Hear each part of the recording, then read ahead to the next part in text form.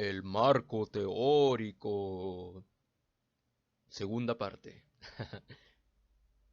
Estábamos hablando previamente acerca de este capítulo, como te dije, injustamente infravalorado y que tantas esfuerzos y molestias y hasta incluso rabietas ha ocasionado en aquellos que se están iniciando en la investigación y en el caso de nosotros en arquitectura, que se hace tan complicado vincular la parte teórica con la parte del proyecto.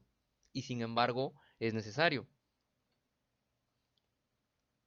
Bueno, ahora continuaremos hablando acerca del marco teórico y ahora voy a rescatar y traer a esta presentación aquello que forma parte también de una investigación, como son la pregunta de investigación, los objetivos. En este caso no va a haber hipótesis porque no estamos haciendo este tipo de investigación eh, científica de mayor nivel, pero sí estamos utilizando el método organizado y sistemático propio de la investigación y, ¿por qué no?, de la investigación científica, si estamos haciendo una monografía de investigación que también utiliza el método científico. Entonces, sí tenemos un problema, sí tenemos un objetivo, solamente que en nuestro reglamento le cambian de nombre, le ponen diagnóstico situacional, pero es la realidad problemática. No tenemos una pregunta de investigación, pero repito, tú debes siempre acostumbrarte a escribir en forma de pregunta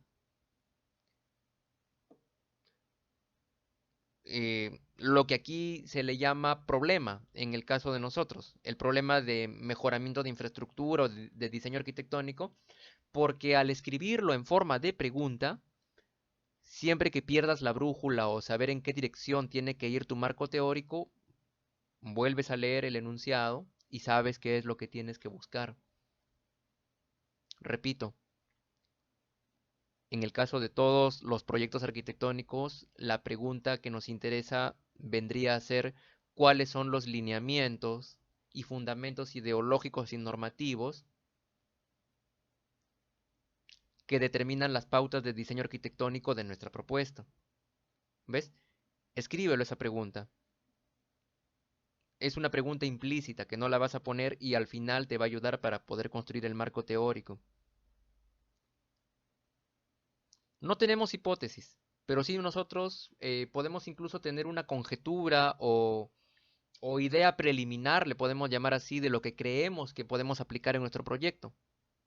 Siguiendo el método científico, es que nosotros vamos a investigar y buscar información precisamente para eh, comprobar si es que esa duda que tenemos, duda científica, es cierto. ¿Ves? Entonces, ¿cómo podemos iniciar la construcción de un marco teórico? El método científico es ordenado, es sistemático y la investigación es preciosa. Nosotros también podemos tomar un poco de ese método y esas técnicas para poder hacer nuestro marco teórico dentro de nuestro informe de suficiencia tecnológica. En realidad sí debería ser el nombre, ¿no? Aunque en nuestra facultad se le llama, como en muchas, investigación de tesis de arquitectura.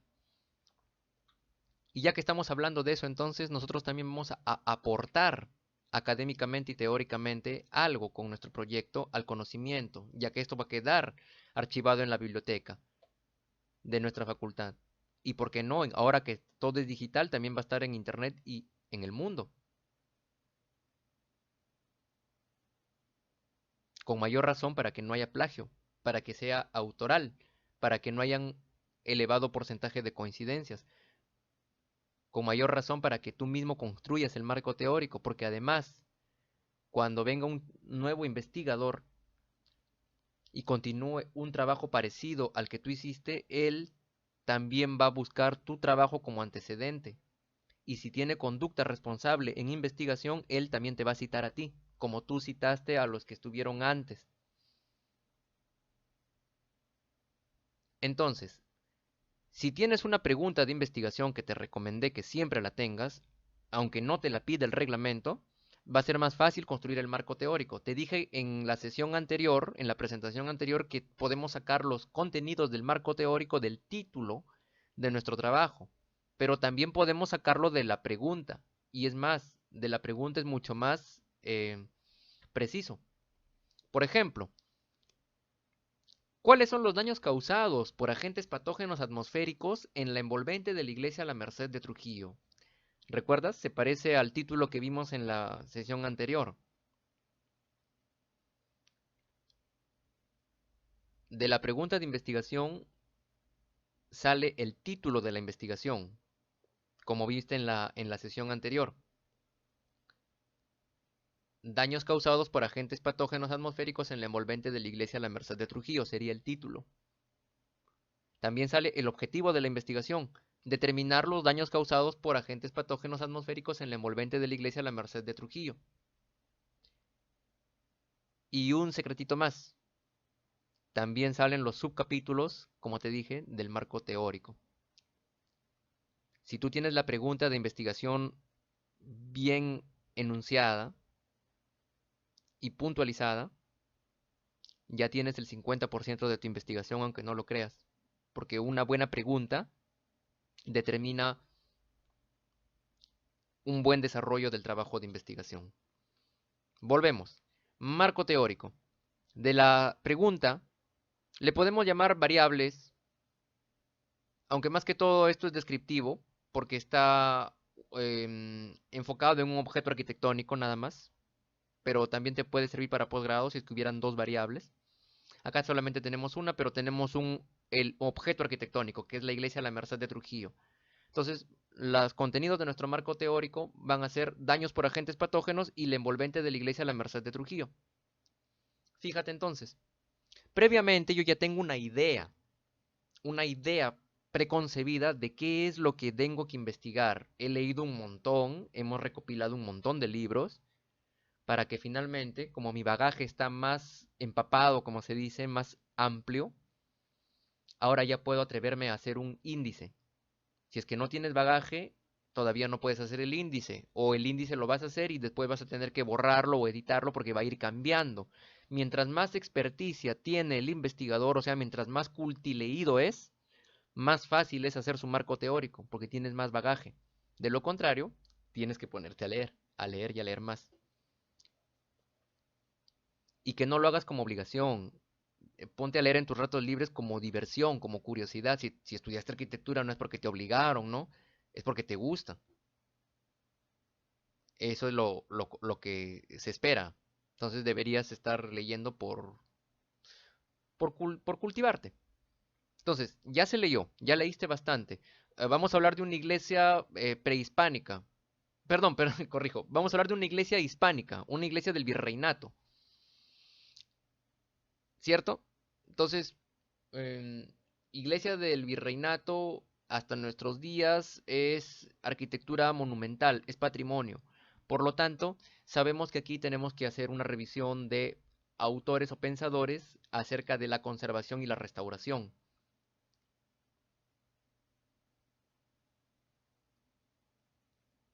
También sabemos que tenemos que estudiar algunos investigadores o autores que hayan estudiado los agentes patógenos que destruyen o deterioran los edificios. Una vez que se ha leído todo esto, comenzamos. Podemos hacer, como te dije, le podemos llamar al subtítulo, al subcapítulo marco conceptual o le podemos poner definiciones preliminares. Si es que, repito, en el perfil de la universidad estu estuviese así. Lo importante es que dentro de este subcapítulo vamos a precisar qué es un agente patógeno y qué es una iglesia, para tener mayor precisión, valga la redundancia, para poder delimitar mejor acerca de la variable y el objeto arquitectónico que estamos estudiando. Si hubiesen dos variables, también las vamos a eh, definir en este marco conceptual. Eh, si en el capítulo del reglamento, en el modelo de reglamento, los antecedentes están fuera del marco teórico, entonces esta segunda parte no va, antecedentes. Pero si no hubiera, colocamos los antecedentes dentro del marco teórico. Por ejemplo, el trabajo de un estudiante de arquitectura que haya publicado, ojo, es importante que el trabajo haya estado publicado. Los trabajos que sirven de antecedentes son aquellos que se han publicado, no los borradores, no los trabajos que se pensaron hacer pero no se terminaron. Este digamos que es un trabajo publicado, ¿ya? Por ejemplo, él estudió, estoy diciendo un ejemplo, ¿no? En el 2018 hizo un diagnóstico patológico de la iglesia La Merced de Trujillo. Ese es un antecedente porque se publicó.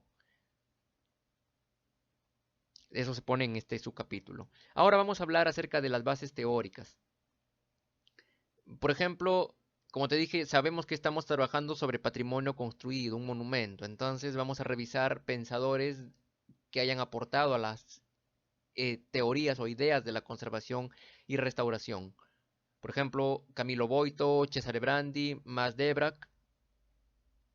Y también podemos revisar a ICOMOS, por ejemplo, los documentos de ICOMOS, por ejemplo, las cartas de conservación del patrimonio.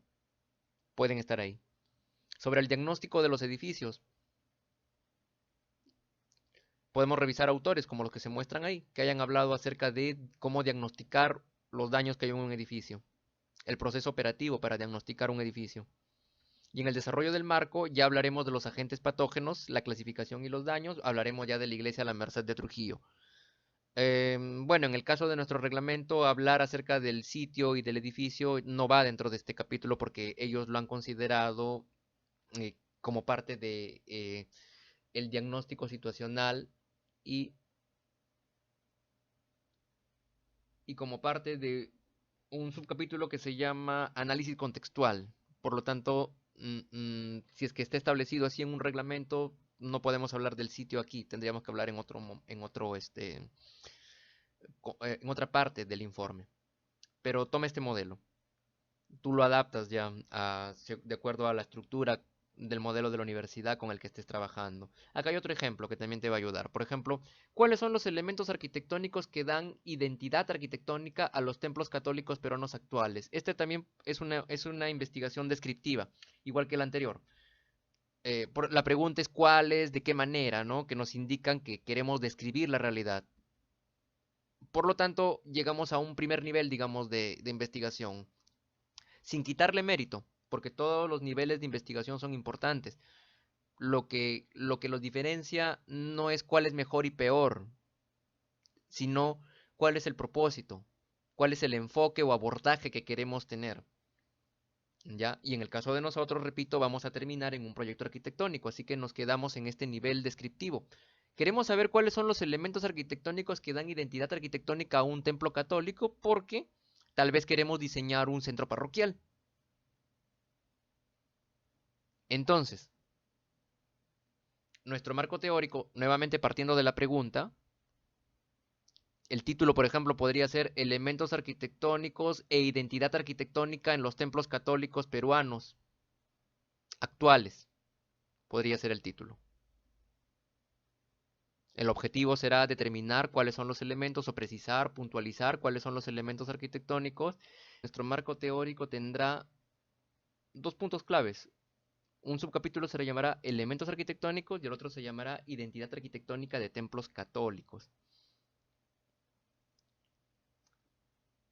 Le podemos llamar capítulo 1 y capítulo 2 o puedes seguir el ejemplo que está en el lado derecho. Podemos trabajar de las dos maneras. Elementos arquitectónicos, identidad arquitectónica sería si es que nuestro marco teórico tuviera solamente dos grandes subcapítulos y dentro se escribe de corrido. Y la otra manera es marco conceptual, antecedentes, bases teóricas y desarrollo del marco teórico. En este caso, en marco conceptual o definiciones preliminares, hablaremos de los elementos arquitectónicos, qué es la identidad arquitectónica y qué es templos católicos. No debe ser muy extenso esta parte, solo debe tener una cara o dos caras como máximo, porque solamente estamos definiendo, ¿ya? Y no es lo mismo que un glosario, ojo. El glosario puede ser parte de un anexo, pero no debe ir acá. Acá estamos construyendo la definición. O según dos autores como mínimo, qué es lo que han dicho acerca de los elementos arquitectónicos en cuanto a su definición, nada más. No vamos a desarrollar más aquí. Cuidado con eso, ¿ya? Lo demás que hayas encontrado lo seleccionas para otra parte del marco teórico. Aquí solamente lo que se define. Revisamos nuevamente los antecedentes si es que forma parte de este perfil, si es que te lo ha pedido, si es que la universidad no te lo pide, repito, va en otra parte del informe. Por ejemplo, aquí puedo citar a un autor que en el 2018 estudió acerca de la identidad arquitectónica de la religión cristiana evangélica. La nuestra es católica, pero tiene similitud. Me puede servir como un antecedente. Las bases teóricas. Ya que hablamos de la palabra identidad, entonces yo sé que tengo que hablar, tengo que revisar o leer arquitectos, investigadores, autores que hayan hablado acerca de la identidad en un edificio. Por ejemplo, Kenneth Frampton, de cajón, Kenneth Frampton, o Alvar Aalto. Y ya que hablamos de religión católica, así como existen el Reglamento Nacional de Edificaciones en la religión católica romana, ella también tienen el derecho, el Código de Derecho Canónico, que es como su reglamento, sus bases teóricas de ellos, ¿no? O Santo Tomás de Aquino, que podría ser el filósofo o el pensador que respalda las bases teóricas de la religión católica, del proyecto.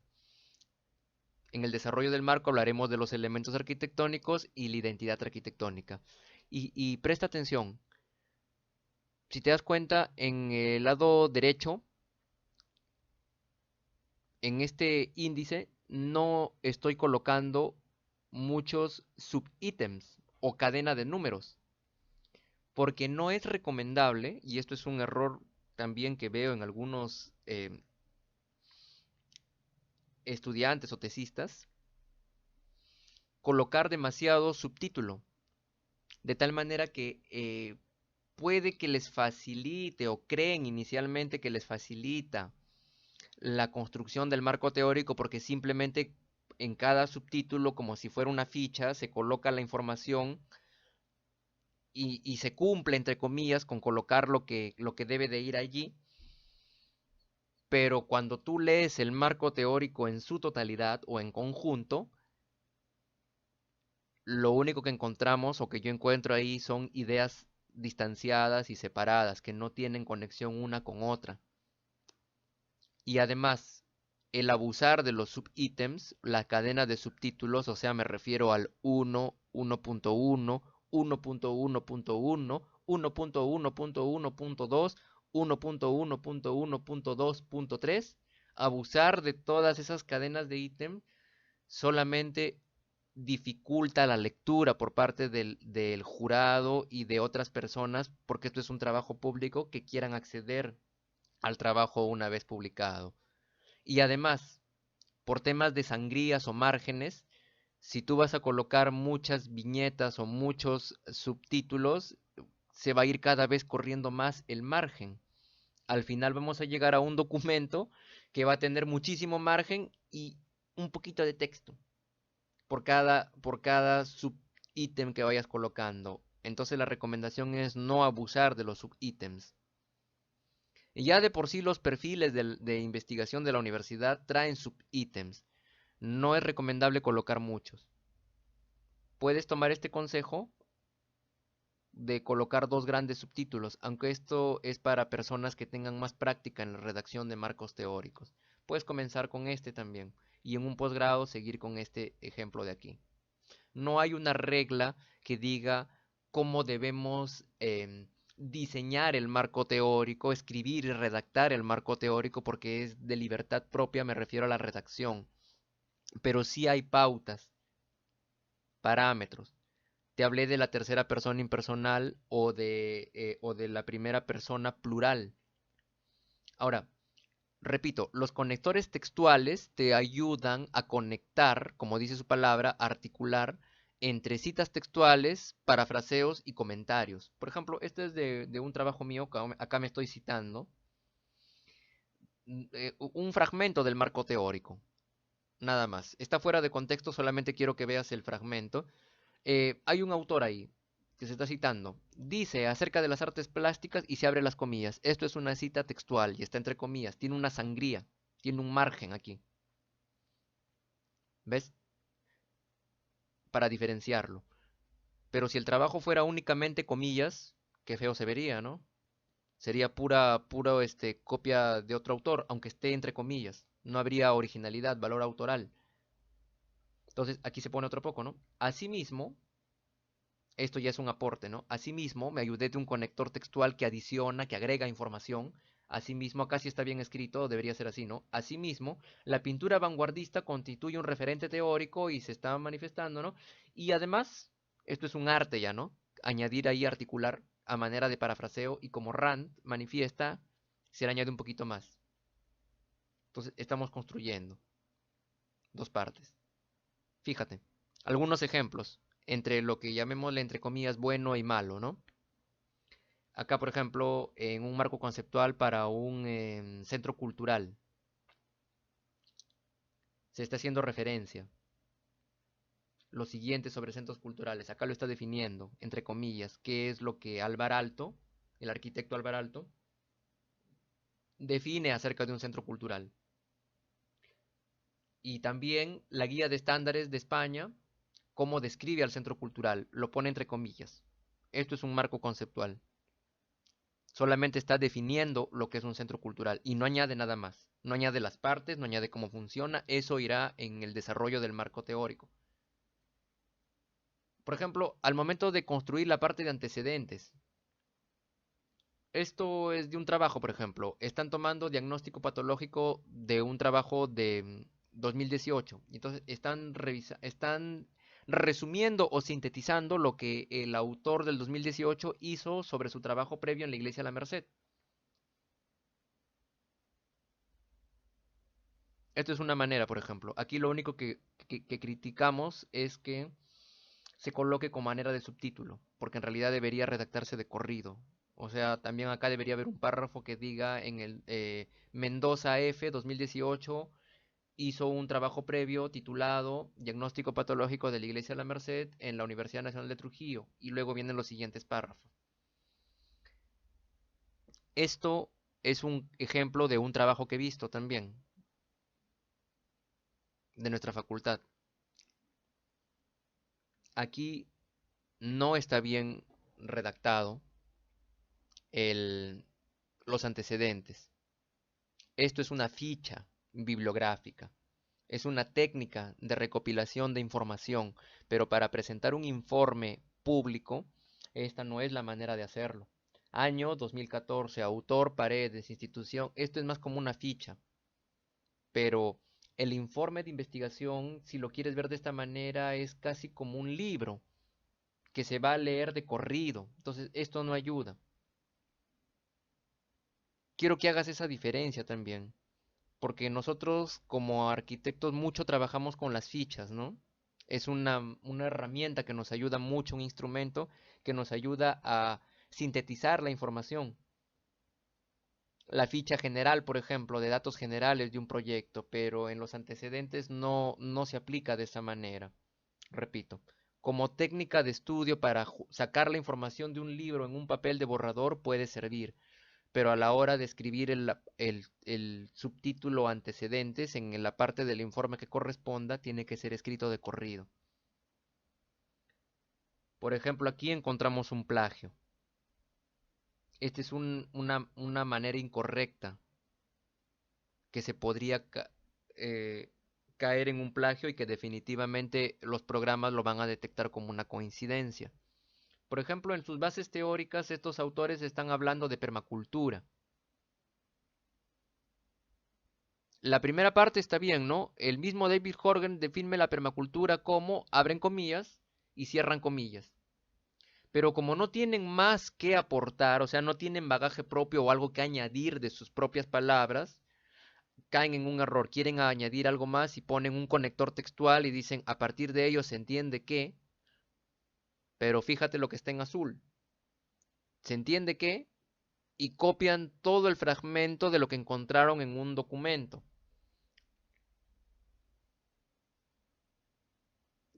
Yo no necesito aplicar el Turnitin, simplemente lo leo y lo puedo sentir. El estilo de redacción ha cambiado y esto ha salido de otro autor. El error que cometieron aquí fue poner un pedacito de palabras propias y copiar el fragmento de otro autor sin poner comillas. Cuidado entonces eso. Acá encontramos otro plagio.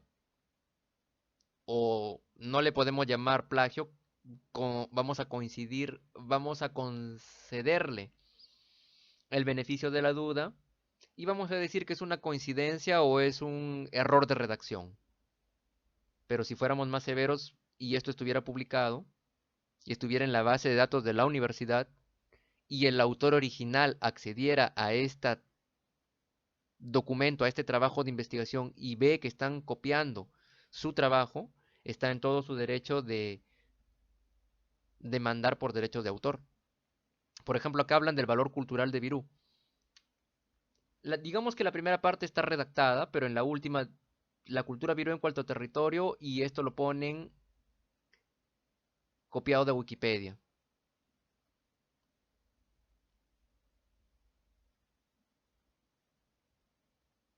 Aquí, por ejemplo, es un trabajo que mezcla la cita textual, así como en el ejemplo que yo te puse, y el parafraseo.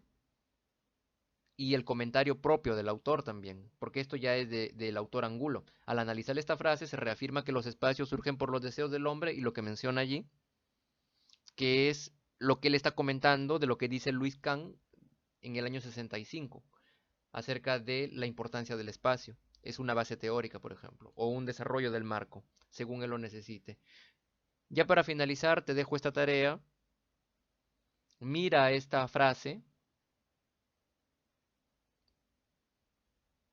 léela, puedes pausar la pantalla, léela varias veces para que te vayas ejercitando en el parafraseo y también en escribir con tus propias palabras. Una cosa es el parafraseo y otra cosa es la interpretación o comentario adicional y utiliza conectores textuales. Asimismo, por otro lado, sin embargo, no obstante, acá está la cita textual, es de Kenneth Frampton.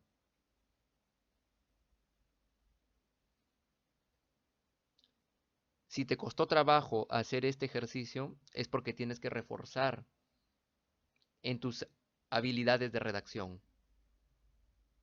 Olvidémonos por un momento del marco teórico que cuando te presionan a hacer algo a veces no es tan divertido, ¿no? Entonces comienza haciendo algo divertido, primero que te guste a ti.